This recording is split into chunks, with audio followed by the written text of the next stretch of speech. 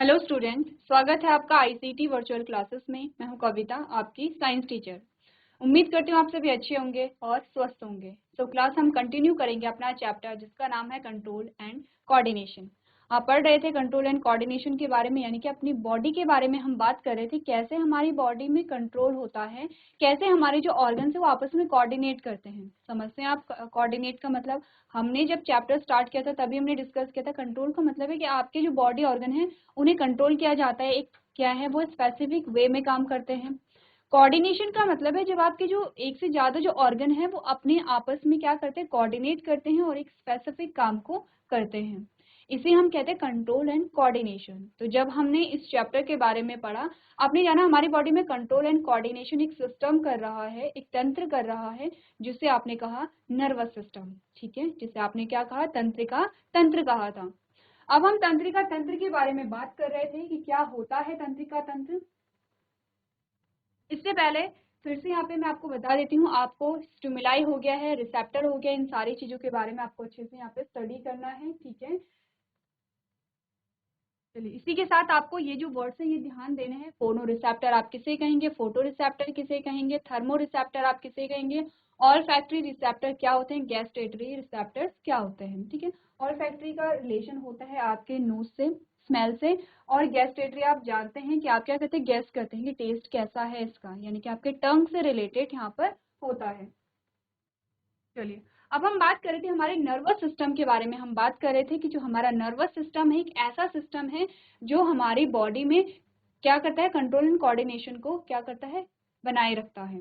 ठीक है, हमने कहा कि जैसे आप कहते हैं हमारे पूरे शरीर की जो इकाई है, संरचनात्मक और कार्यात्मक इकाई। आपको इकाई से पहले ये ध्यान रखना है कि इकाई किस चीज की है। हम अगर सेल की बात करें, आपने दो शब्दों की बात की, आपने संरचनात्मक और क्रियात्मक की बात की थी। ठीक है, आपने क्या कहा, स्ट्रक्चरल एंड फंक्शनल आपने कहा था। अब आपने क्या कहा कि संरचनात्मक हम बात कर रहे हैं सेल की, और आपने कहा एक तो आपने कहा संरचनात्मक,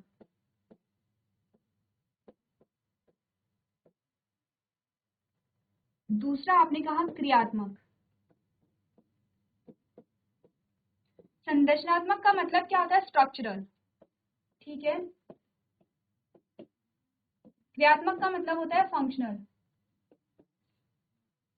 अब इसका मतलब ये है, हमारी बॉडी में अगर हमारी बॉडी का निर्माण हो रहा है, हमारे शरीर का निर्माण हो रहा है, तो यहाँ पे उसकी संरचना में, उसकी संरचना के लिए कौन उत्तरदायी है, हमने कहा कोशिका ही उत्तरदायी है। दूसरी बात हमने कही कि हमारी बॉडी में कोई भी प्रोसेस चल रही है, वो वहाँ पे डाइजेशन हो रहा है, वहाँ पे क्या हो रहा है, श्वसन हो रहा है, उसके लिए कौन रिस्पॉन्सिबल है, किस लेवल पर चल रहा है, आपने कहा कोशिकीय स्तर पर काम हो रहा है। ठीक है, जो भी काम आपका होता है वो कोशिकीय स्तर पर होता है। आपने कहा कि आप इनहेल कर रहे हैं, आपको ऑक्सीजन चाहिए क्योंकि आपके ऑर्गन्स को ऑक्सीजन चाहिए। ऑर्गन्स में किसे चाहिए, आपने कहा ऑर्गन्स में हमारी सेल को चाहिए। सेलुलर लेवल पे काम होते हैं। तो उसी प्रकार से जैसे कि आपने सेल के बारे में पढ़ा, उसी प्रकार से आपने क्या कहा कि जो तंत्रिका कोशिका या न्यूरॉन है वो तंत्रिका तंत्र की कार्यात्मक इकाई है, क्या है, फंक्शनल यूनिट है। ठीक है, यानी कि नर्वस सिस्टम कोई भी काम कर रहा है, वो किस लेवल पे कर रहा है, आपने कहा एक न्यूरॉन है, सबसे छोटा पार्ट है नर्वस सिस्टम का न्यूरॉन। इसी न्यूरॉन से मिल करके, बहुत सारे न्यूरॉन ने मिल करके एक सिस्टम बनाया है नर्वस सिस्टम। अब नर्वस सिस्टम में कोई भी काम चल रहा है तो वो किस में हो रहा है, न्यूरॉन में हो रहा है। ठीक है, न्यूरॉन के द्वारा हो रहा है। तो क्या आपने इंपॉर्टेंट चीज यहाँ पे डिस्कस की थी, आपने कहा था कि जो नर्वस सिस्टम है, नर्वस सिस्टम की जो फंक्शनल यूनिट है उसे आपने न्यूरॉन कहा, या फिर उसे आपने क्या कहा, नर्व सेल कहा। ठीक है, या तो आपने उसे क्या कहा, तंत्रिका कोशिका कहा, या न्यूरॉन तंत्रिका कहा। मैंने आपको प्रीवियस लेक्चर में कहा था तंत्रिका कोशिका क्यों कह रहे हैं, तो कोशिका को इस संदर्भ में लिया गया है कि क्योंकि कोशिका क्या है, एक इकाई हमारे शरीर की क्या है, संरचनात्मक और क्रियात्मक इकाई है। वैसे ही जो नर्वस सिस्टम होता है उसकी कार्यात्मक इकाई क्या है, यहाँ पर न्यूरॉन है। ठीक है, इसी के साथ आपने तंत्रिका तंत्र के कार्य यहाँ पर देखे हैं। आपको पता है कि क्या कार्य होते हैं। कोई भी जो यहाँ पे स्टिमुलस है, हमारे इन्वायरमेंट में कोई भी स्टिमुलस आपको मिल रहा है, चाहे वो बायोटिक है या एबायोटिक है। ठीक है, आपको लिविंग से कोई स्टिमुलस मिला या फिर आपको किसी नॉन लिविंग से कोई स्टिमुलस मिला, तो आपने क्या किया, रिस्पॉन्स दिया। तो ये काम किसका है? बहुत बड़ा काम है, बहुत कॉम्प्लेक्स प्रोसेस है। यही काम है किसका? हमारे नर्वस सिस्टम का। अब थोड़ा नर्वस सिस्टम के बारे में यहाँ पर डिस्कस कर लेते हैं। ये चार्ट हमने पहले भी डिस्कस किया है, जब हम चैप्टर को स्टार्ट कर रहे थे। इंट्रोडक्शन में आपने नर्वस सिस्टम के प्रकार पढ़े थे, लेकिन आपने सिर्फ यहाँ तक पढ़े थे। आपने कहा सेंट्रल नर्वस सिस्टम 2 प्रकार का होता है, ये है, और पेरिफेरल नर्वस सिस्टम आपने पढ़ा था। आपने ये सारी चीजें डिस्कस नहीं की थी। फिर से बात करते हैं। हमारा नर्वस सिस्टम एक तो पूरे शरीर में फैला होता है, ठीक है, पूरे शरीर में फैला है। फिर हमने कहा कि नर्वस सिस्टम 2 प्रकार का होता है, एक है सीएनएस,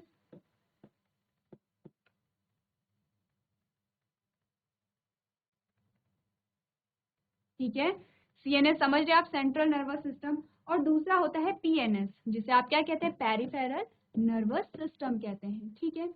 अब जो आपका सेंट्रल नर्वस सिस्टम है, उसमें आपका पूरा ब्रेन आ गया है और आपकी स्पाइनल कॉर्ड आती है, ठीक है। ये क्या है? आपके सेंटर में प्रेजेंट है, समझ रहे हैं आप लोग? ये आपके सेंटर में प्रेजेंट है। तो आपने कहा सेंट्रल नर्वस सिस्टम में आपका ब्रेन आ गया है और आपकी स्पाइनल कॉर्ड यहाँ पर आ गई। आप समझते हैं आपकी स्पाइनल कॉर्ड कहाँ पे, आपका ब्रेन कहाँ पे है। अब बात आती है किसकी? पेरिफेरल नर्वस सिस्टम की। तो आपने कहा पेरिफेरल जो आपकी बॉडी में फैली हुई है, आपकी बॉडी में इस प्रकार से क्या है? नर्व फैली हुई है इस प्रकार से, ठीक है, इस प्रकार से क्या है? इसकी ब्रांचेस बनी हुई हैं। ये आपके क्या है? पूरा पेरिफेरल नर्वस सिस्टम में आता है, ठीक है, इतनी बात क्लियर है। अब फिर से आपको क्या कहा गया? Peripheral nervous system further 2 part में डिवाइड होता है। कौन कौन से वो पार्ट होते हैं?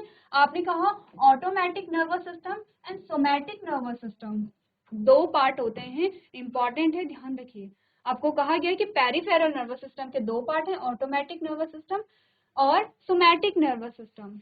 अब जो ऑटोमेटिक नर्वस सिस्टम है, उसमें होता क्या है? देखिए, आपको इतना समझ आ रहा होगा कि सेंट्रल नर्वस सिस्टम से ही पेरिफेरल नर्वस सिस्टम जुड़ा है, सेंट्रल नर्वस सिस्टम से ही पेरिफेरल नर्वस सिस्टम आपका जुड़ा हुआ है। इतनी बात आप ध्यान रखिए। ये आपका क्या है? आपने कहा सीएनएस है, ये आपका क्या है? आपने कहा पीएनएस है। यानी कि आप कह सकते हैं कि आपके सीएनएस से ही आपका पीएनएस अटैच है, ठीक है, इतनी बात आपको ध्यान रखनी है। अब होता क्या है? आपका जो पीएनएस है, वो जो भी इंफॉर्मेशन है, अब आपको सीएनएस को देगा। यानी कि आपका पेरिफेरल नर्वस सिस्टम जो भी इंफॉर्मेशन है, वो आपके सेंट्रल नर्वस सिस्टम में आपके ब्रेन को देता है, ठीक है। अब सीएनएस क्या करेगा? सीएनएस को देनी है कमांड, तो सीएनएस कमांड किसे देगा? आपने कहा पीएनएस को देगा। यानी कि सेंट्रल नर्वस सिस्टम देगा कमांड किसे? पेरिफेरल नर्वस सिस्टम को, और तब आपका रिस्पॉन्स निकलता है, ठीक है। अब आपको यही देखना है कि जो पीएनएस है, जो पेरिफेरल नर्वस सिस्टम है, इसके 2 पार्ट जब हमने किए, हमने कहा ऑटोमेटिक नर्वस सिस्टम, यहाँ पे जो इंफॉर्मेशन जाती है, ये क्या जाती है? जो इन्फो होती है,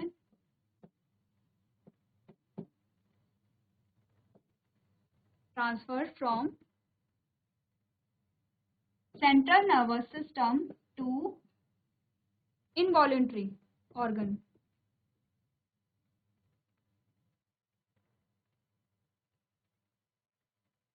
यानी कि हमने क्या बात की?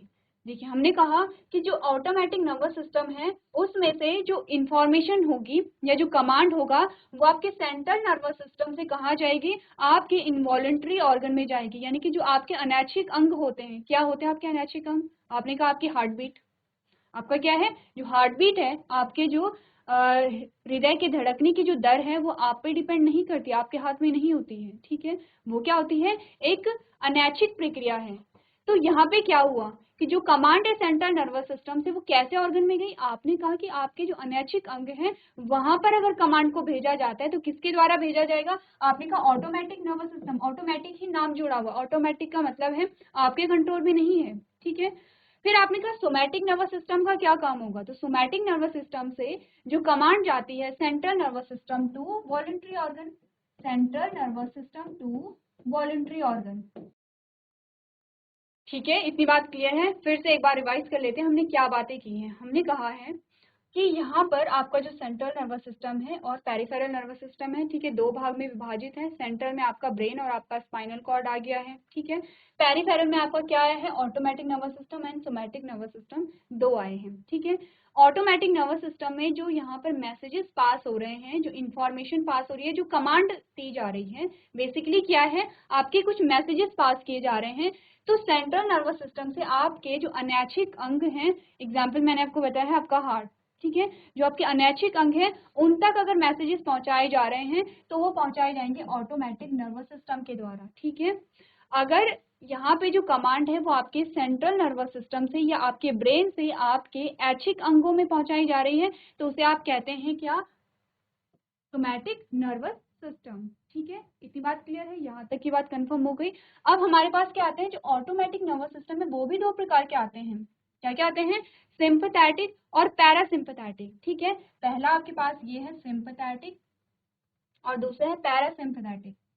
अब देखिए, आपने सिंपैथी वर्ड सुना होगा, ठीक है। तो कुछ ऐसा ही होता है कि जब यहाँ पर आपके पास कुछ ऐसी कंडीशन आती हैं जिस कंडीशन में क्या होता है कि या तो आप बहुत डर जाते हैं, आप बहुत एक्साइटेड हो जाते हैं, यानी कि कोई सडन ऐसी कंडीशन आ गई कि जो जस्ट अपोजिट है। आप नॉर्मल बैठे हुए हैं, ठीक है, आप नॉर्मल से बैठे हुए थे, आप कहीं घूमने गए, आप नॉर्मल से घूम रहे थे, आपको अचानक से शेर दिख गया। अब शेर दिख गया तो क्या होगा, आपके रिस्पॉन्सेस क्या होंगे। तो उस टाइम पे जो आपके नर्वस सिस्टम का जो पार्ट यहाँ पर काम करेगा वो है यहाँ पर सिंपैथेटिक नर्वस सिस्टम, ठीक है। क्या होगा सिंपैथेटिक नर्वस सिस्टम में, एकदम से एड्रेनलिन क्या होगा, रिलीज होने लगेगा। अब ये एड्रेनलिन क्या करेगा, आपकी हार्ट रेट को बढ़ाएगा। आप देखते हैं तुरंत आपने कोई डरावनी चीज देख ली, आप क्या देखते हैं कि आपके जो हृदय की धड़कनें हैं, जो हार्ट बीट है वो तेज हो जाती है, ठीक है। आपका जो बीपी है वो भी तेज हो जाता है, वो भी हाई हो जाता है। आप क्या कर सकते हैं, स्वेटिंग होने लगती है आपकी बॉडी में, और उस टाइम पे आपके ब्रेन में सिर्फ एक ही बात आती है, फाइट और फ्लाइट। यानी कि आप क्या करते हैं यहाँ पर, आप ये देखते हैं कि या तो आप सिचुएशन को देखते हैं कि या तो आप उस सिचुएशन से लड़ें, आप देखेंगे सामने वाले आपके सामने कैसी कंडीशन आई है। अब आपने देखा कि आपके सामने शेर है, आपके हाथों में कुछ भी नहीं है, ठीक है, तो आप क्या कहेंगे, आप सोचेंगे कि आपको भागना चाहिए, ऐसी दिशा में भागेंगे कि जहां पर आप सेफ हो सकें, तो ये क्या, आप भागे। दूसरा है कि आपने शेर को देखा, फॉर एग्जाम्पल आपके हाथ में गन है, अब आपको क्या है, आपको फाइट करना है, आपको ये पता है कि आपके हाथ में गन है, आप अपनी रक्षा कर सकते हैं, तो आप फाइट करते हैं वहां पर। तो यहाँ पर क्या है, हमने क्या कहा, जो सिंपैथेटिक नर्वस सिस्टम है उसमें आपकी बॉडी में क्या हो रहे हैं, चेंजेस आ रहे हैं, किसके द्वारा आ रहे हैं, सिंपैथेटिक नर्वस सिस्टम के द्वारा, जो कि किसका पार्ट है, ऑटोमेटिक नर्वस सिस्टम का पार्ट है, जो कि यहाँ पे पेरिफेरल नर्वस सिस्टम का पार्ट है। यानी कि कमांड आपको सेंट्रल नर्वस सिस्टम से ही दी जा रही है, ठीक है। जो कमांड होगी वो तो आपका ब्रेन ही आपको देगा, तो जो ब्रेन है वो किसे कमांड दे रहा है, आपके पेरिफेरल नर्वस सिस्टम को कमांड दे रहे हैं, ठीक है। पेरिफेरल नर्वस सिस्टम में किसे देगा, ऑटोमेटिक नर्वस सिस्टम को देगा, क्योंकि ये कहाँ काम करता है, आपने कहा ये आपके इनवॉलेंट्री ऑर्गन पे काम करता है। अब हमने कहा कि अचानक से हमारे सामने कुछ अजीब सी कंडीशन आ गई है, जैसे कि आपने कहा कि आपने एक शेर को देख लिया है, जैसे कि फॉर एग्जांपल कोई आपको डरा देता है, आपने भूत को देख लिया, तो वहां पे क्या होता है, या आप एकदम से डर जाते हैं, डर जाते हैं तो आपकी धड़कनें तेज हो जाती हैं, उस टाइम पे आपका बीपी भी तेज होता है और आपको पसीना भी आने लगता है, और आप क्या करेंगे, या तो आप सामने वाले को मारेंगे, आप क्या करते हैं, या तो आप अपनी रक्षा करेंगे या तो भाग जाते हैं। तो वही चीज आपको बताई जा रही है कि यहाँ पे क्या होता है, फाइट एंड फ्लाइट आपको रिस्पॉन्सेज देखने को मिलते हैं, आपकी बॉडी में यहाँ पे चेंजेस आते हैं, ठीक है। ये तो है सिंपैथेटिक नर्वस सिस्टम का काम। अब पैरासिम्पैथेटिक नर्वस सिस्टम में क्या होता है, इसमें जस्ट अपोजिट होता है सिंपैथेटिक नर्वस सिस्टम के। जैसे कि आप हैं, आप गए कमरे में और अचानक से आपके दोस्त ने आपको डरा दिया भूत बनकर, आप डर गए, आप डर गए तो आपकी बॉडी में वो सारी चेंजेस आए, आपकी बॉडी में एड्रेनलिन रिलीज हुआ, आपकी हार्ट रेट बढ़ी है, आपका बीपी बढ़ा है, आपको स्वेटिंग हुई है, आपने या तो अपने फ्रेंड को मारना चाहा, यानी कि आपने अपनी रक्षा करनी चाहिए, या तो आप उस रूम से भाग गए, ये सारे चेंजेस आपकी बॉडी में आए हैं। अब जब आपको पता चला कि आपके साथ एक मजाक किया गया था, वो आपका दोस्त है, अब आप क्या होता है, रिलैक्स हो जाते हैं। अब आप देखते हैं कि धीरे धीरे आपका जो हार्ट रेट है वो नॉर्मल हो जाएगा, आपका बीपी भी नॉर्मल हो जाएगा, आपको पसीना नहीं आ रहा है, ठीक है, आप डर नहीं रहे हैं, आप ये नहीं सोच रहे कि मैं भागूं या मैं लड़ूं, ऐसी कोई भी कंडीशन नहीं आ रही है, तो आप रिलैक्स हैं, ठीक है। तो ये जो होता है ये होता है पैरासिम्पैथेटिक नर्वस सिस्टम के द्वारा होता है, ठीक है। इतनी बात क्लियर है आपको। ये जो चार्ट है, छोटा सा चार्ट है, ये आप अच्छे से समझेंगे इसे कि क्या होता है यहाँ पे सिंपैथेटिक और क्या होता है पैरासिम्पैथेटिक।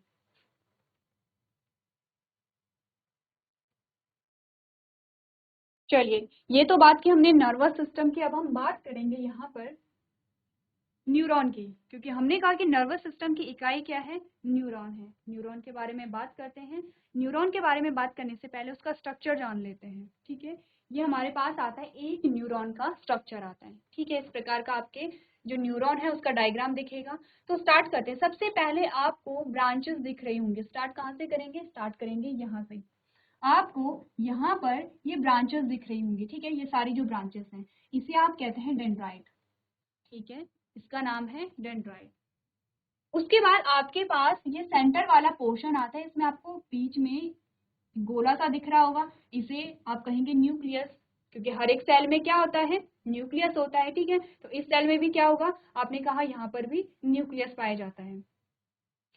नेक्स्ट आपने कहा कि न्यूक्लियस के बाद जो ये वाला रीजन है, ये वाला रीजन, यानी कि ये वाले रीजन की बात हो रही है, इसे आप कहते हैं या तो बॉडी कहिए, या आपको यहाँ पे सोमा बता रखा है, ठीक है। या तो आप इसे बॉडी कहिए या इसे हम सोमा कहते हैं। उसके बाद जो आपका बॉडी के बाद वाला पोर्शन है इसे आप कहते हैं एक्सॉन।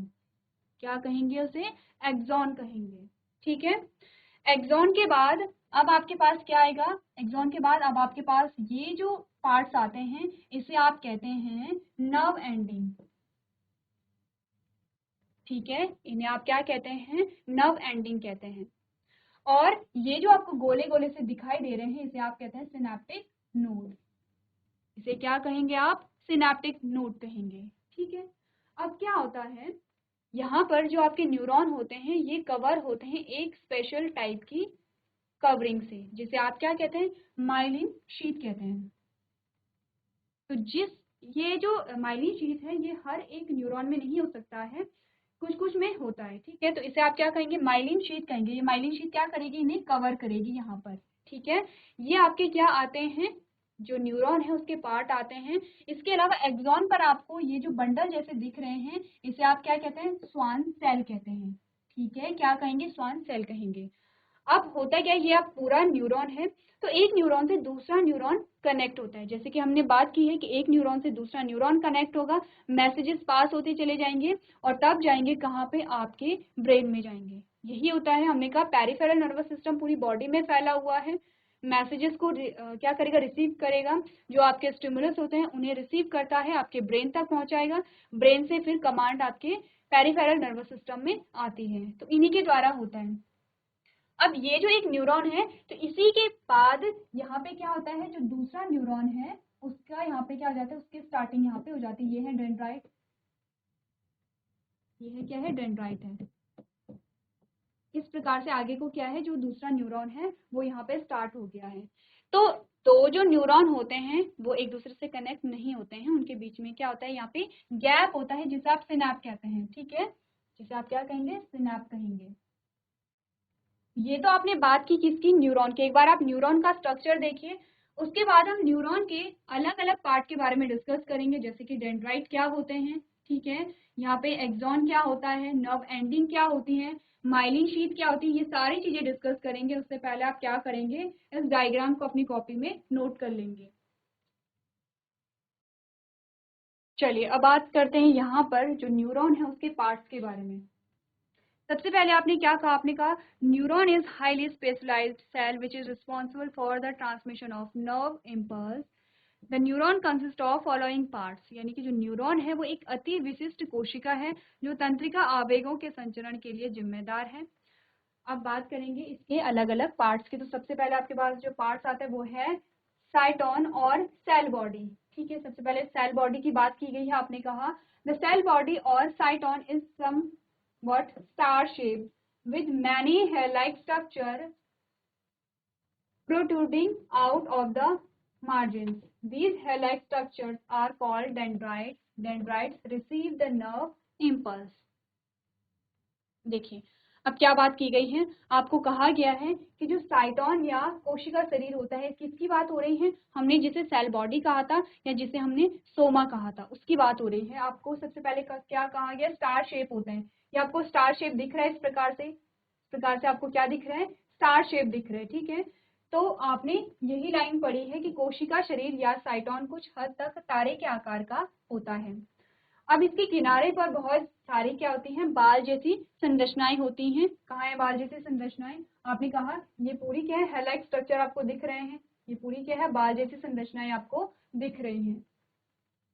इन बाल जैसी संरचनाओं को डेंड्राइट्स कहा जाता है। अब ये लाइन इंपॉर्टेंट है, इसे आप स्टार कर लीजिए, क्योंकि डेंड्राइट्स का आपको फंक्शन बताया गया है कि डेंड्राइट तंत्रिका आवेगों को प्राप्त करते हैं। जो भी इंपल्स यहाँ पे रिसीव किए जा रहे हैं वो डेंड्राइट्स रिसीव कर रहे हैं, ठीक है। इसीलिए हमने स्टार्ट कहाँ से किया था, हमने डेंड्राइट से स्टार्ट किया था और नर्व एंडिंग पे हमने क्या किया था, लास्ट में पढ़ा था। तो डेंड्राइट्स क्या है, यहाँ पर ये इम्पल्स को यहाँ पे रिसीव कर रहे हैं। तो सबसे पहले क्या करेंगे, आप सेल बॉडी या सोमा की डेफिनेशन को यहाँ पर नोट कर सकते हैं। चलिए नेक्स्ट पार्ट के बारे में बात कर लेते हैं।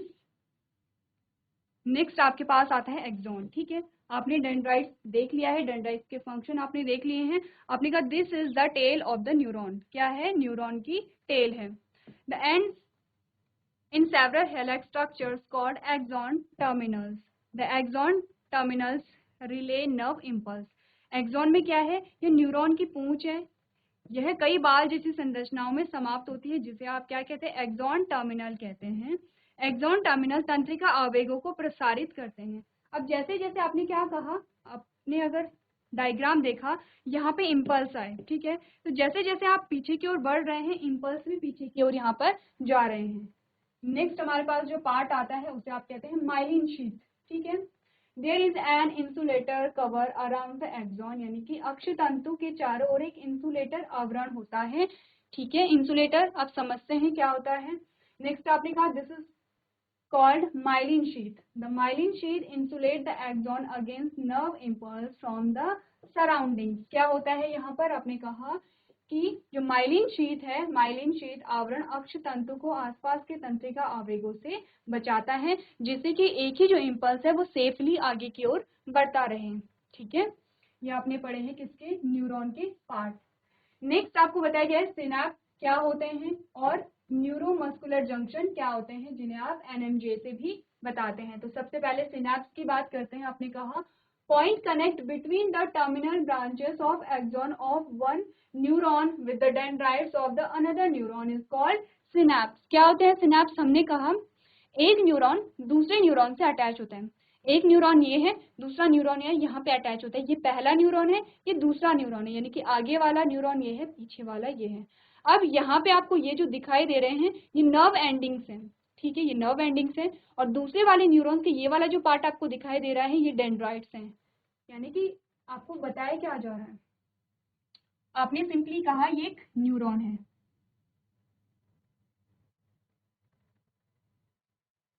ये एक न्यूरॉन है। इस प्रकार से यहाँ पे क्या है,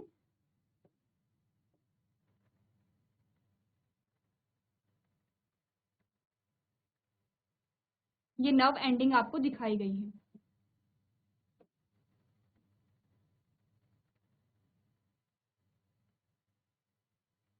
ये डेंड्राइट्स आपको दिखाए गए हैं, ये बीच में न्यूक्लियस है, ठीक है। ये सिंपली एक क्या है, एक न्यूरॉन आपके पास आया है। यहीं से आपने कहा कि दूसरा जो न्यूरॉन है उसकी स्टार्टिंग यहाँ पे हो जाती है, और ये आपके डेंड्राइट्स हैं, ठीक है, इस प्रकार से। अब आप क्या देख रहे हैं कि एक न्यूरॉन की जब एंडिंग हो रही है तो दूसरे न्यूरॉन की यहाँ पे स्टार्टिंग हो रही है। तो इसे आप क्या कह रहे हैं, इसे आपने क्या कहा, इसे ये क्या है, इस न्यूरॉन की एंडिंग है, टर्मिनल एंड आपने इन्हें कहा है। और यहाँ पे आपने ये क्या देखा, डेंड्राइट्स देखे, यानी कि दूसरे न्यूरॉन की स्टार्टिंग हो रही है। बीच में जो गैप आप देख रहे हैं, क्योंकि ये क्या होता है, एक दूसरे से बिल्कुल चिपक के नहीं होते हैं, बीच में जो गैप आप देख रहे हैं उसी को आप क्या कहते हैं, सिनैप्स कहते हैं, ठीक है। अब आप समझ रहे हैं कि बीच में क्या होता है, दो न्यूरॉन के बीच में सिनैप्स यहाँ पर होता है।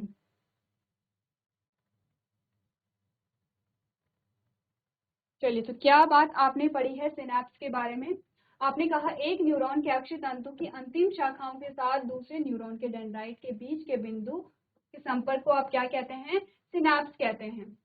नेक्स्ट हमारे पास आता है neuromuscular junction. Neuromuscular junction is the point where the muscles fiber comes in contact with a motor neuron carrying nerve impulse from the control nervous system। यानी कि जो एनएमजे है वो बिंदु है जहां मांसपेशीय फाइबर नियंत्रण तंत्रिका आवेग को ले जाने वाले मोटर न्यूरॉन के संपर्क में आता है। ठीक है, ये जो डेफिनेशन है इसे आप अच्छे से यहाँ पर समझ लेंगे।